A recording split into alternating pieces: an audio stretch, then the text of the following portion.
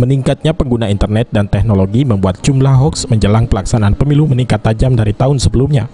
Dari data Kementerian Komunikasi dan Informatika sepanjang Agustus 2018 hingga Februari 2019, berita hoaks yang ditemukan mencapai 771 berita, kabar bohong dan berita palsu.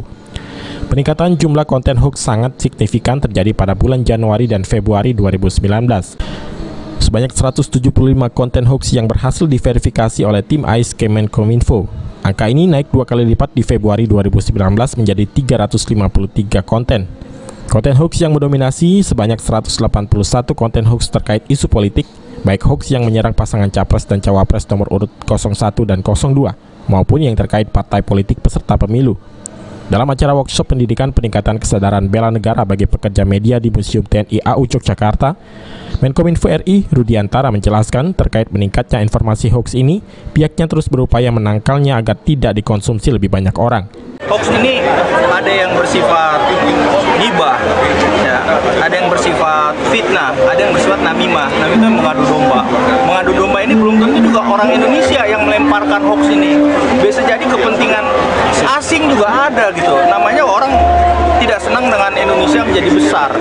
Ya, saya ajak kepada semua, terutama teman-teman media, jurnalis untuk sama-sama memerangi hoaks.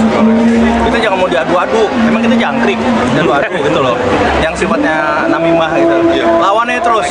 Kominfo beserta teman-teman semua beserta ekosistem akan lawan terus hoaks ini. Ia juga meminta kepada masyarakat agar lebih berpartisipasi secara aktif dengan tidak meneruskan informasi yang negatif dan melaporkan jika menemukan informasi hoaks. Untuk informasi hoaks, sanksinya bukan lagi ranah Kementerian Kominfo, melainkan sudah menjadi kewenangan pihak kepolisian. Dalam kesempatan ini, Rudiantara mengajak media untuk bersama memerangi hoaks. Makin lama makin hoaxnya makin banyak ini, terutama barangkali terkait dengan tahun pemilu, ya, pesta demokrasi.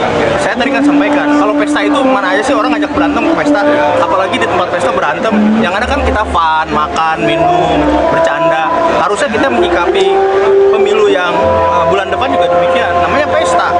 Kalau cuman kita mau memasuki pesta tahun pesta demokrasi, tapi juga bawaannya berantem melulu, nah itu mah cuman di mulut aja gitu loh. Macam-macam.